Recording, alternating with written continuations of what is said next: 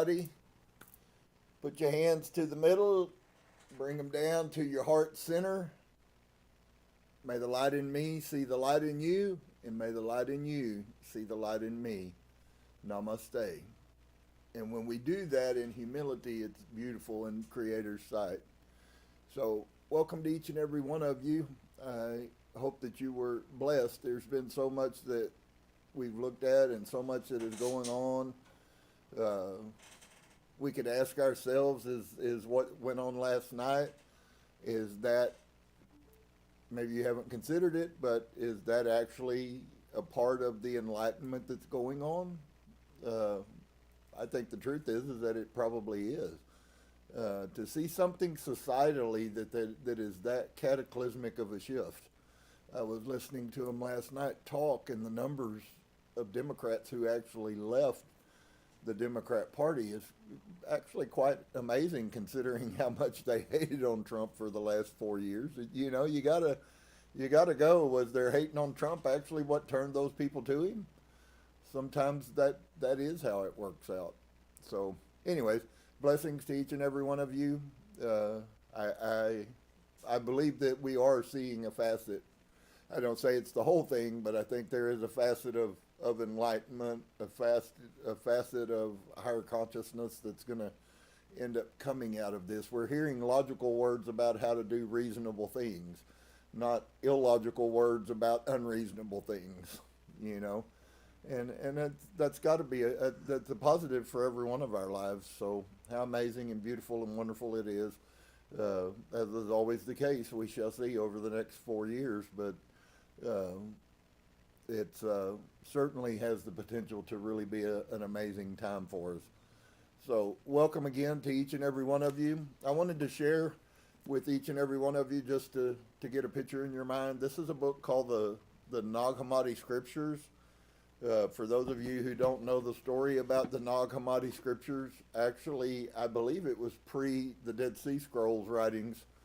There was a jar found, and I have gone back in history and I have read the statements made by the bishop of Rome about the destruction of these writings, but he was very successful all over the world of having either the people killed that they found them on, or of having street burnings where they would make them carry them out into the street and burn them in front of everybody. And the context there is we don't want anybody knowing this information and we're going to destroy it. Well, there was a few priests, as it works out, in Nag Hammadi, Egypt. Wonderful, funny enough, from the Bible Christian narrative, it was Egypt that saved ancient text. There are none that we know of in Jerusalem. If they have them, they've hidden those as well. So, but really, really profound. There is, I believe, so please don't quote me, but I believe there's 7 Gospels that you've probably never seen in here that were found. Most of the writings in this book predate the institution of Christianity, if you would. That is to say, 312 Constantine. Some of the writings came out at about the same time that the whole Christian movement went on. But really blessing. When we finished the Kabbalion, for those of you who have a desire to stay with me and to learn true wisdom and knowledge, I've been reading for the last couple of days, and it's mind-boggling. So I think that you will be greatly blessed if your desire is to find out as much as is possible, you know, at least to look at the information and find out what you might see that may be a picture. I've been kind of trying to lean to the whole story of creation, and it's really crazy, man. The story of creation came out of a much larger conversation that's in the Bible. And it's just a few scriptures robbed here and there that were put together to make the book of Genesis. And so that's pretty crazy in and of itself. But it does answer some questions. There'll be a question I hope you'll ask yourself tonight in the readings that we read with Saudi. For those of you who were with us last week, there were some really, really profound things. We're starting to find some wisdom and understanding. Tonight, we're ever closing the gap towards encounters with people. Tonight, that we're going to find ourselves going to Nazareth on a caravan, and which kind of sets the stage. Of course, you guys knew somebody who came from Nazareth, and so hopefully you'll be really blessed by it. But we're going to get started. I believe it is chapter 10 tonight for those of you who are looking. And I did not finish the other chapter, so I have like a page and a paragraph to read prior to 10, and then we'll get into 10. And there's some good stuff here. I don't know about y'all, but sometimes I get a bit overwhelmed. I read a lot and I find lots of information, and some of these things take a little bit to absorb. So I'm guessing that maybe you have encountered the same. But I left off at the end of 9 with the statement, and it says, this is Dolores writing. I'm going to try to slow down, and I'll try to be a little more clear and not quite as choppy if you've had a problem discerning what's Dolores and what's Saudi. I just get so excited about the truth, and I just go sometimes, and as I've said in the past, quite often I move pretty fast, so that's sometimes hard for people.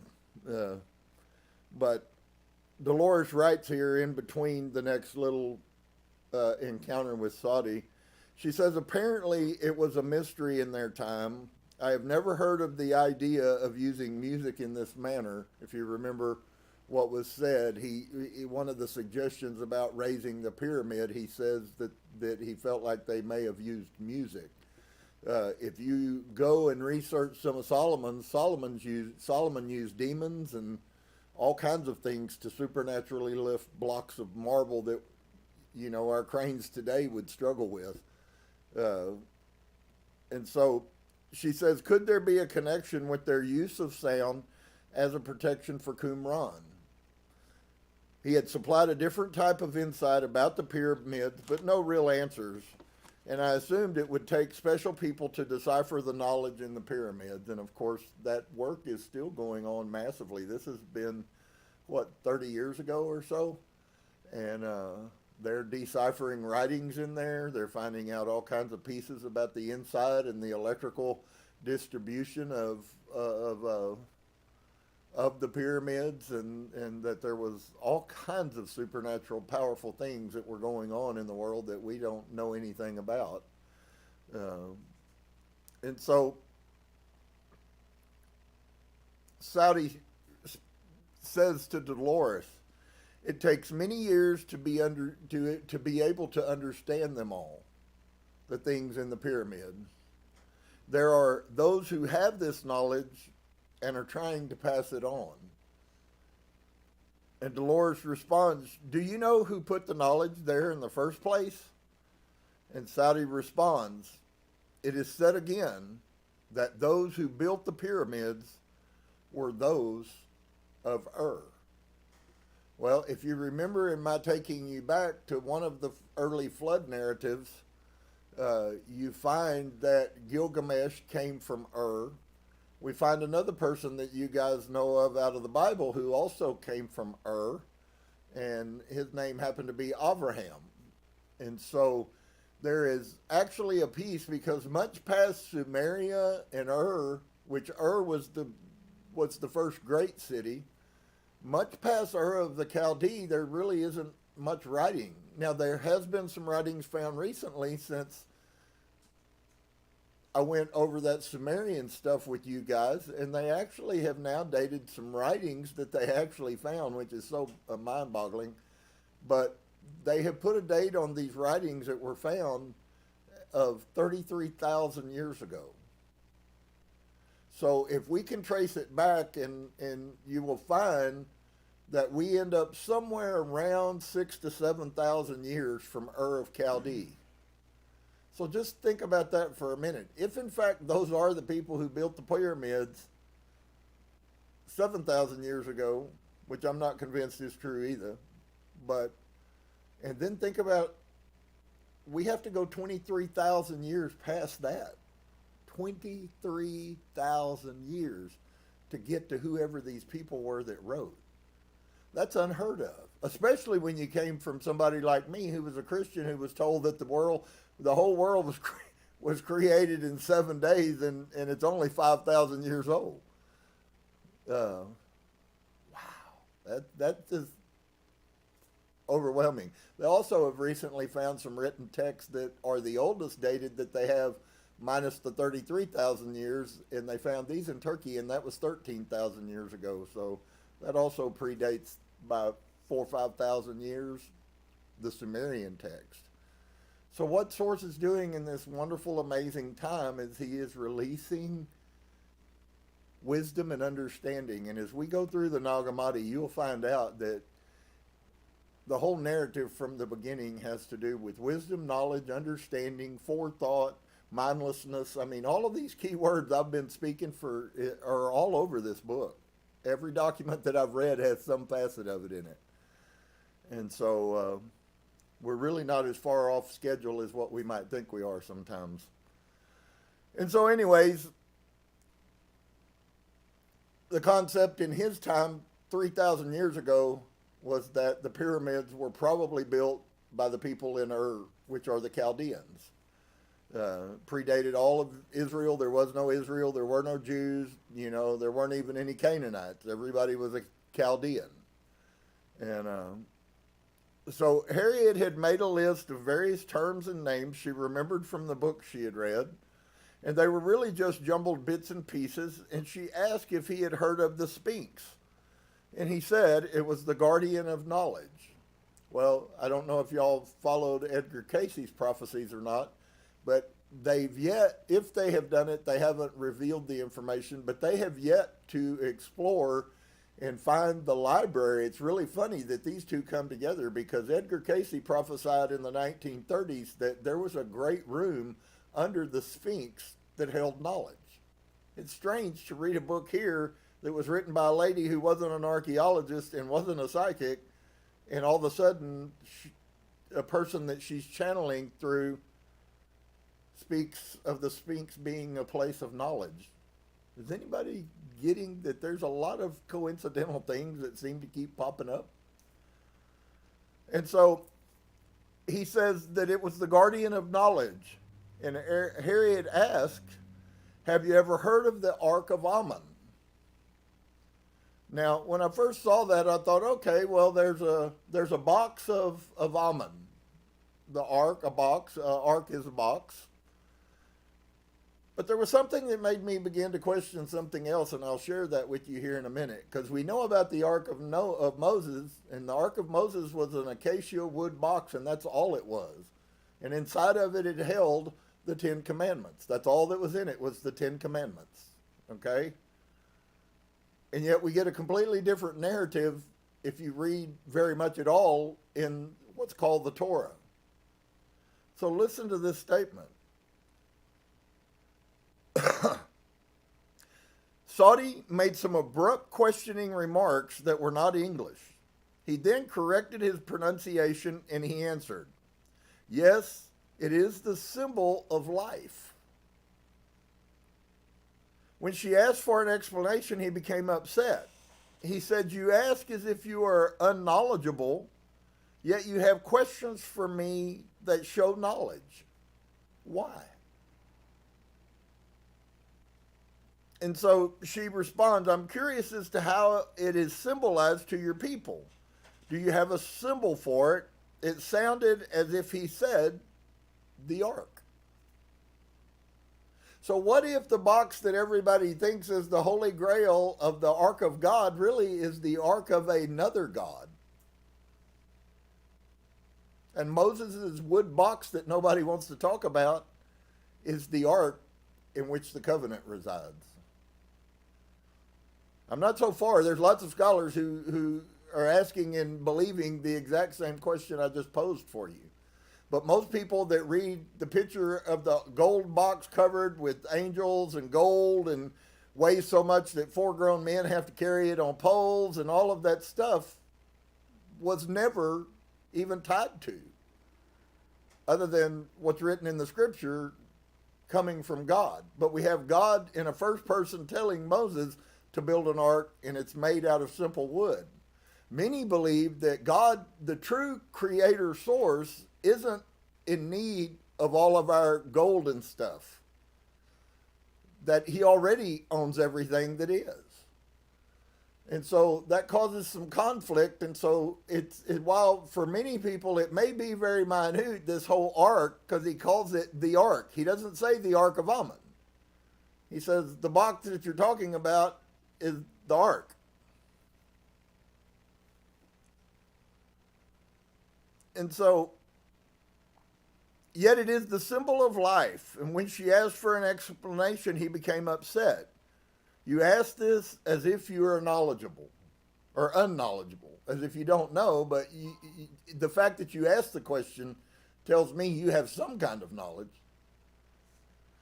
And so she asked, I'm curious as to how it is symbolized to your people. Do you have a symbol for it? It sounded as if he said the ark.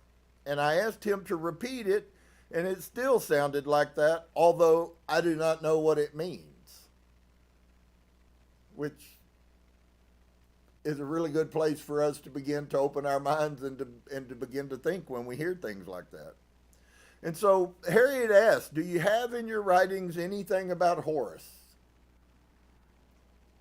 And Sadi responds, yes. He is what among the Egyptians was the first of the gods to walk upon the face of the earth. Is anybody listening? Once again, this is a predate Sumeria.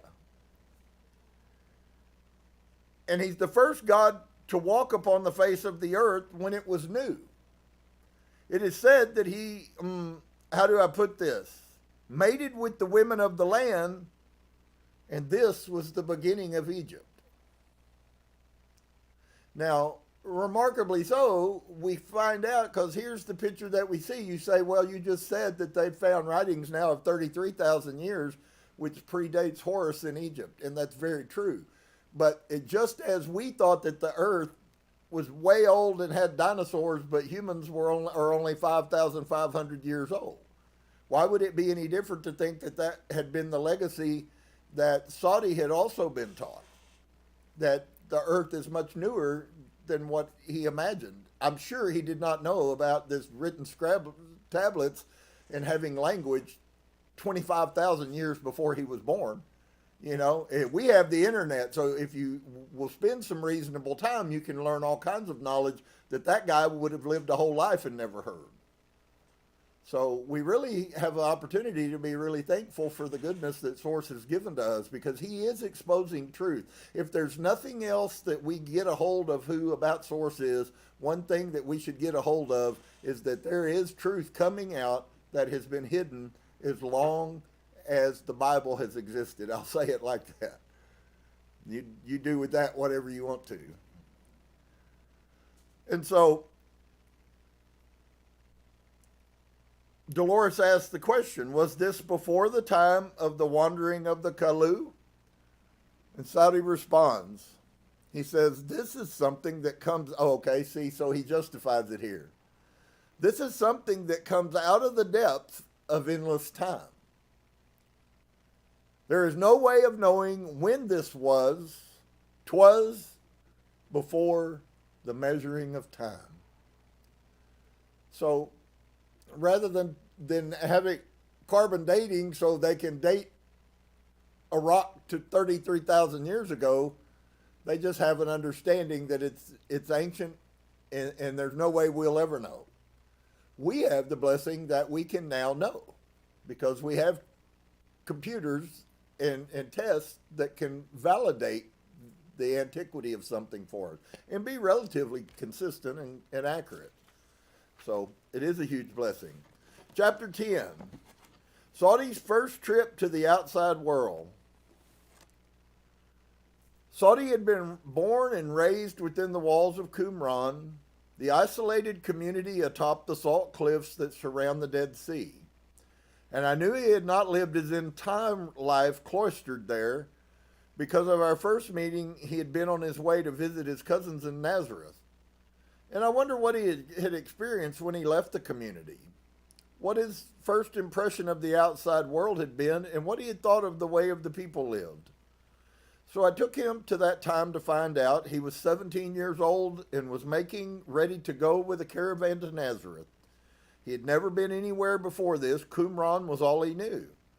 I had hoped he might go to a larger city such as Jerusalem, which was actually closer to Qumran, but since I had no knowledge of Nazareth either, I thought it would be interesting to ask questions about the place where the Bible says Jesus spent most of his growing years. The caravan was one that frequently stopped alongside the sea to gather salt. Saudi. It is also different to anything I am used to. The caravan is very long. There are perhaps 20 camels, and they are all making lots of noises and squealing, and everything happens at once, and I'm a little nervous and excited. And Dolores asked the question, "Are you taking anything with you?" And Saudi responds, "A few things. I am to take a bag of some clothes and a little food and things like that." He had said before that whenever anyone went outside the community that they had to dress differently so they would not be recognized, and the other people in the land did not wear white robes. So just so you know, all the pictures that we have of all of the guys walking around in white linen jabalas, not correct. And so Saudi says, "I'm wearing the foreign word which sounded like shardam and the burnous of the Arabs. A burnous is a long cloak with a hood. It will keep the sun off, so it will not be so bad. A burnous is much like a robe, but it is unusual, having something about my head that is flowing. But it is not ungood. It is interesting. This is like a great adventure. It is something new and exciting." And of course, all of y'all have seen those things, how they wear them, and they flow down their back. He would be traveling alone. He was going to meet people from my family, his cousins, whom he had not met before. They had been living in Nazareth for many years, and he planned to stay there for a few weeks to learn what it was like to live outside. They were to meet him at the square where the caravan would stop to sell the salt, and I moved him ahead until the journey was over and he was in Nazareth, and I wanted to know his first impressions of it. He sounded a little disappointed. "It is very small." "Did you enjoy the journey?" "Except for the roughness of the ride, yes. It was an interesting experience. Camels are known for their want of tempers, but it was fun." So the journey had taken a couple of days, and they had only stopped in a few wells along the way, not at any other towns, and I remembered some names of the places from the Bible. Thought I would toss them in and see if he knew where they were. "Do you know where Capernaum is?" And he said, let me think here. "Oh, it's on the northern shore of the Sea of Galilee. I'm not real sure about where." And when I looked at the map in my Bible later, I was not really surprised to find that again, Katie was completely accurate. Her knowledge was becoming commonplace now. Sometimes I wondered why I bothered to check anymore, except to satisfy my love of research. And so Dolores asked, "Is the Sea of Galilee near Nazareth?" And Saudi responds, "It is a journey away." And so Dolores asks, "Do you know where the city of Jericho is?" Saudi responds, "To the north of the community." Dolores again asks, "Have you ever heard of the Jordan River?" Saudi responds, "Yes, it is the river that leads into the Sea of Death." So Dolores then asks, "When you made your journey, did you go in that direction?" And Saudi responds, "No, we went through the hills and the mountains." And so Dolores asks, "Well, what about Masada? Have you ever heard of that city?" And Saudi responds, "It is south. It is not a city. It is a fortress. At one time when Israel was stronger, it was a stronghold of protection. It has fallen into disuse from my understanding." So Dolores says, "Does the country around Nazareth look as the same as the land around Qumran?" And Saudi responds, "No, it is more green here. Away from the city, you can see out of the hills. There are trees growing and farming being done. There are maybe a few more hills and mountains around Qumran. It is not very green along the Sea of Death. Only scrub brush grows there and not much more. Here there are orchards growing on the hills, but Nazareth is just a little town. He again sounded disappointed. Is it as large as the community? Saudi responds, perhaps no. It is hard to judge. Let me think here. The area of the land that is covered is perhaps the same, but there is not nearly the amount of people or the amount of buildings. And so this appears to be another indication that Qumran was larger than the area that was excavated by archaeologists, because he may have been including the housing area and observatory in his estimate. And so Dolores poses the question, I thought that Nazareth was a large place. And Saudi responds, who could have told you that? Nazareth is just a speck. It is nothing. And so Dolores responds with, what does Nazareth look like when you come in from a distance? Saudi responds, dusty, very dusty. Dolores says, I mean, is there any kind of wall around the city or anything like that? Saudi responds, no, it is an open village.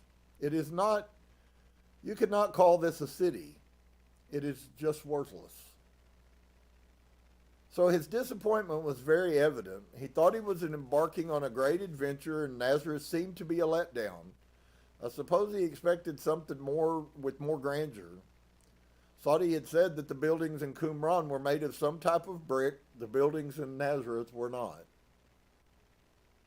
And so Saudi says they are square with maybe 1 or 2 stories in most, and with the openings on the roof to sleep under the stars if you want to.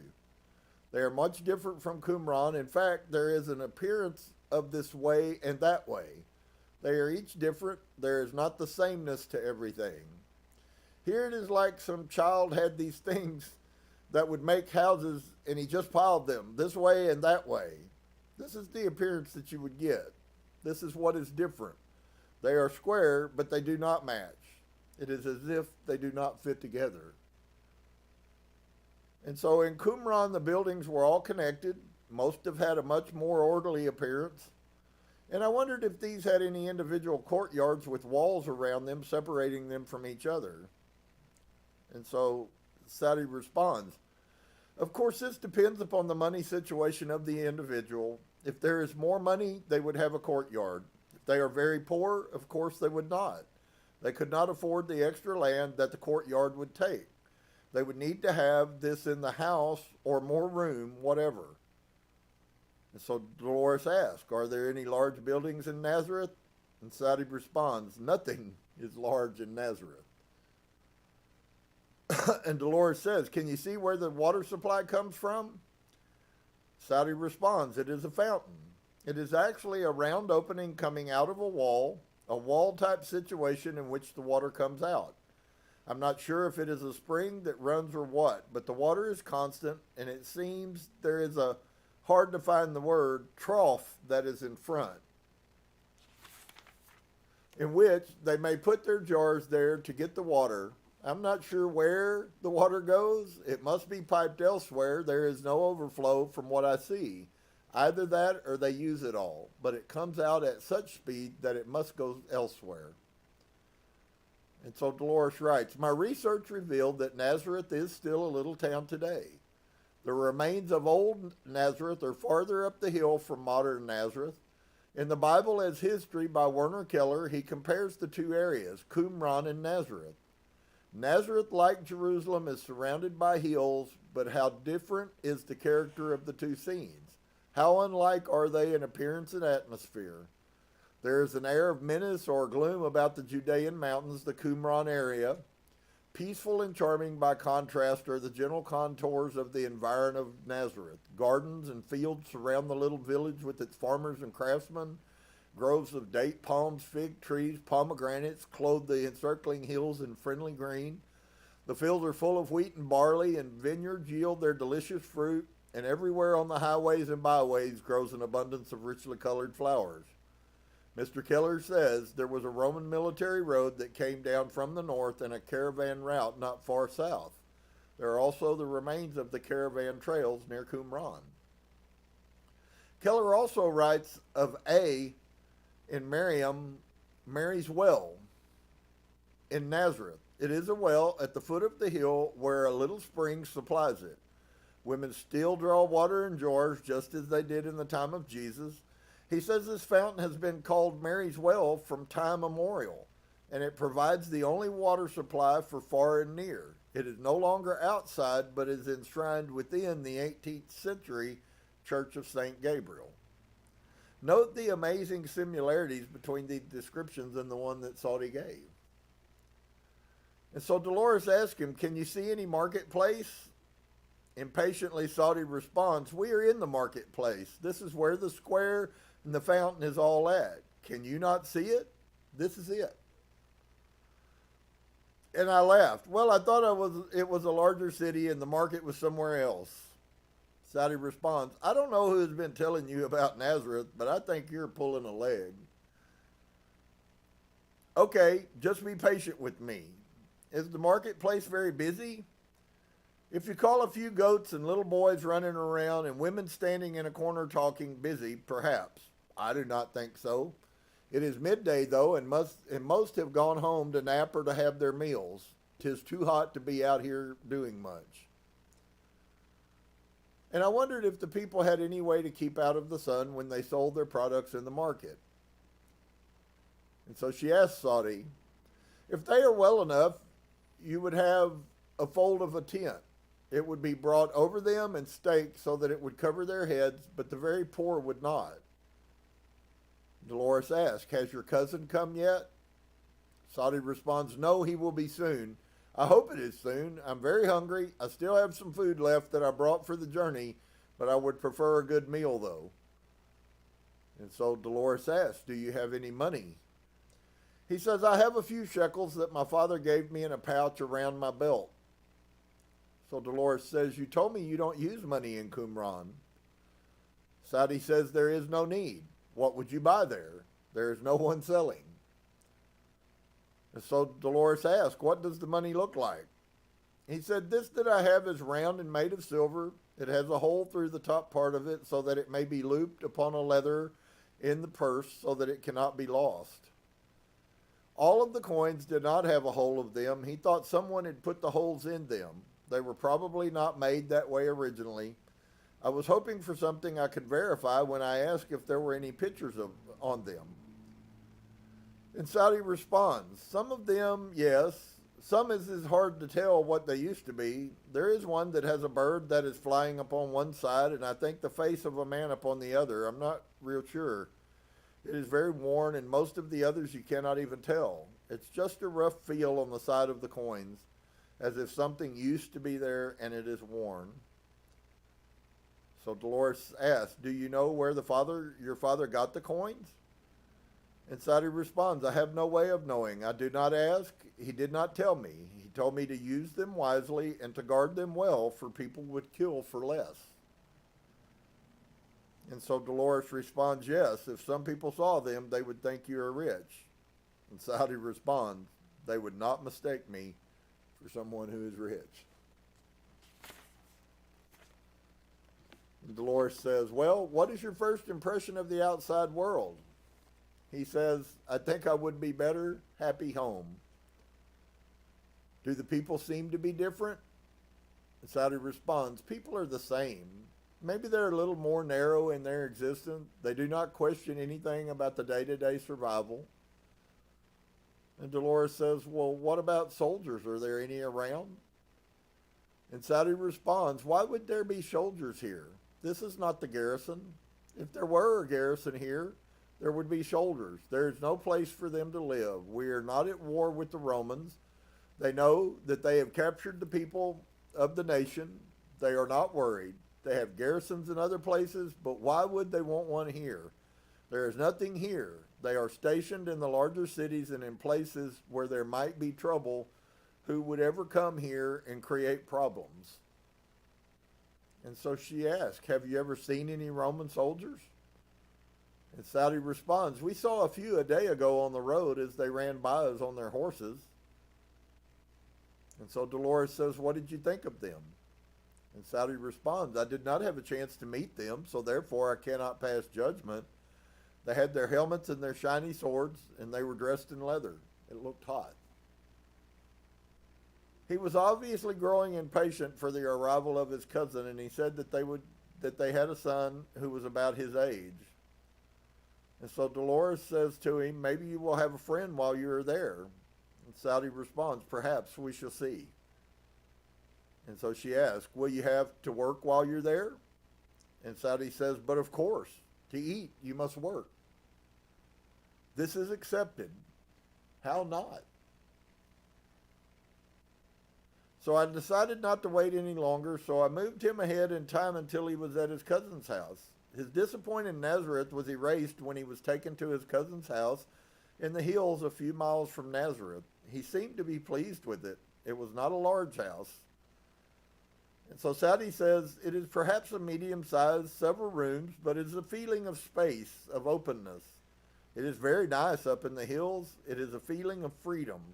There are no others here always telling you that you should do things this way or that way.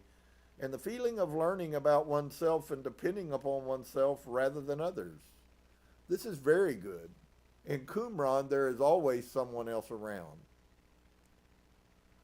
And so he had felt very much at home from the moment he saw his cousins.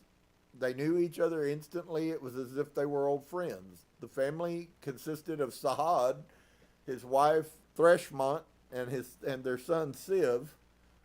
His cousins made their living from a vineyard, trading or selling grapes and olives for fruits and various things. They kept what they needed and made enough wine for the family. A few sheep were raised for the wool, and a man worked for them to help with the vineyards. Mostly, Saudi slept up on the rooftop because it was much cooler and quieter outside. He liked to fall asleep staring at the stars. His bed was a pad consisting of rushes and a few blankets laying over this. There was plenty to eat, and he was introduced to some new kinds of food that he had never experienced before. One type of vegetable in particular, cabbage, was something he was not used to. And so Saudi says they have figs, they have rice. There is something different than what I'm acquainted with. I'm not sure I like it as well as millet or barley. And Dolores asked him, did they find any work for you to do? Saudi says, I just help out with whatever is going on during the day, whether it be things around the house or out in the field. We manage. And so she asked again, then you don't miss Qumran too much? He says, I'm enjoying my time away. I'm studying here only in different ways, not with the scrolls. He was to stay there for 2 months altogether, and this seemed to be a wise choice for a young man's first trip outside the walls. Nazareth was a small and a quiet place. It might have been too much of a shock for him to go to a place like Jerusalem. For someone who had been raised in such a sheltered environment, that would have been a rude awakening. And so she asked him, how do you tell the months? Saudi responds, the days are marked off on the calendars. It has the different points of what the moon is in, and as the day passes, it is marked off. This way, we know when we enter from one month to the next with the phases of the moon. Now, that's not going to fit with what you hear all of Israel did. And so the calendars were made on clay tablets. They were 12 months for the 12 tribes of Israel, and each month was composed of 29 days. That's also, if you will go back and read all the way into Enoch, you will find out that what this guy is saying is true. The months were 29 even days. Because this was the cycle of the moon. I tried to get him to tell me some of the names of the months, and he became confused and had difficulty. He said about 6 different words that were not English, but I cannot transcribe them. Saudi, I know there are 12. I do not know how they count them, the months, off. This is part of the rabbi's day-to-day work. They let us know when the holidays are. Research disclosed that Saudi was again correct. The festivals were declared by the Sanhedrin in Jerusalem, and runners were then sent out to announce these to the rabbis. The months were based on the phases of the moon, which completes its cycles approximately 29 and a half days, with the new moon considered the 29th day. In these early days, the months did not have names, but instead had numbers. The first month, the second month, just like they did the days. First day, second day, seventh day, that was the name of the day. And he understood the word week, which is from one Sabbath to the next, and was composed of 7 days. Again, he displayed confusion when I asked for the names of the days. He did not understand what I meant. They knew when it was time for the Sabbath because they marked it off from day to day. I was surprised to find that even today the days do not have any names on the Hebrew calendar. They have numbers. Sunday is the first day, Monday is the second day. Only the Sabbath has its own name, although it is sometimes called the seventh day. As American Protestants, this was something we would have never suspected. We are so accustomed to having names for the days and the months. This was another example of Katie's extreme accuracy, and I took this line of questioning another step further. Do you know what an hour is? Saudi responds, it is from one knot to the next on a rope clock. There are rope clocks which are lit, and when it burns from one knot to the next, an hour has passed. This sounded so strange, I wanted a better description. It is a thing that is whole, and it is made of very big rope. With hand motions, she showed a thickness or diameter of about 3 or more inches across.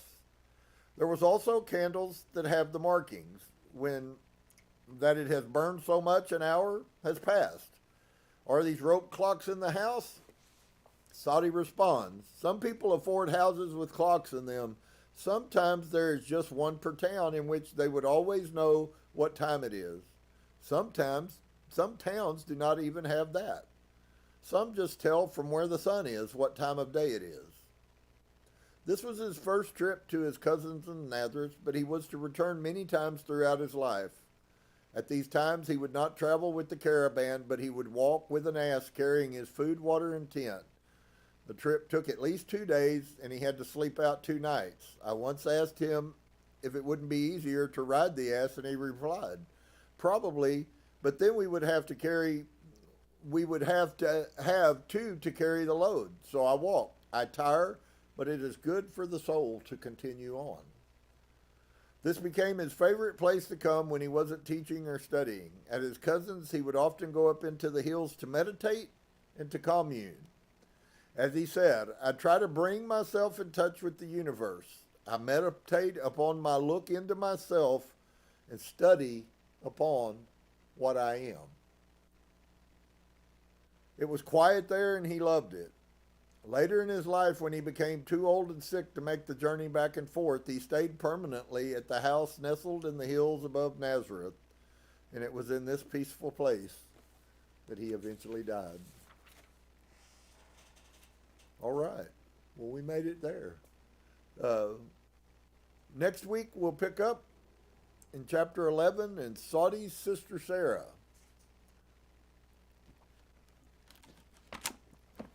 Blessings to each and every one of you guys. I hope that you are experiencing. Source is changing timelines so drastically, it's not even funny, friends. There are spiritual, supernatural shifts all over the place that are going on. In fact, you will find this is a very active time. And it's exactly as it was written that it would be. At the same time, for many, it's a time of amazing, drastic change. Sometimes the change is scary. Sometimes you can see it happening, and yet you seem as if you're powerless to stop it. Let me encourage you today. Don't try. What happens is what will happen. Do I mean that we shouldn't take care of things? No, I don't mean that. I just mean that oftentimes in seasons and times like this, Source is trying to show us. He's doing so. I believe, as I said earlier, that friends, if we miss this election and what this means in the spirit realm, we have done ourselves, not anybody else, but ourselves, a great travesty. This was a very strong spiritual message to Mother Earth and for all of us to then draw and glean from. And so I hope that you will understand that there will be many things that you won't understand because we've never lived here before. We've never seen Spirit Force make the changes that he's making. You will watch one walk away and you will watch 10 that come in. You're not going to be able to explain it. You just have to follow the promptings of the Spirit. That's why it's more important than ever that we work on improving our relationship with Spirit. It is a relationship, and it is something that must be valued, and it must be fostered for it to grow. It is, as we just heard, it is a very intimate spiritual connection to Source. Many will, and many won't. And so it is. Each one of us have to make that decision. And so just choose your decision wisely. For sure. For sure. So, shalom to each and every one of you. Hands together, center to the heart. To the heart. May your light shine to me, and may my light shine to you. Namaste. We will be back on Saturday, Source willing, and we'll continue to look at the Kabbalion. As I said, don't forget, if you would, it's really amazing. I'm telling you guys, if you get this book, before you read it, take a breath, because you're going to need it. Very, very, very deep. There is a lot of stuff that will be exposed that you have never heard in your wildest dreams. Quite amazing to find documentation that proves many of the things that are being said out there, but I believe that you will be when we get to that a few weeks from now.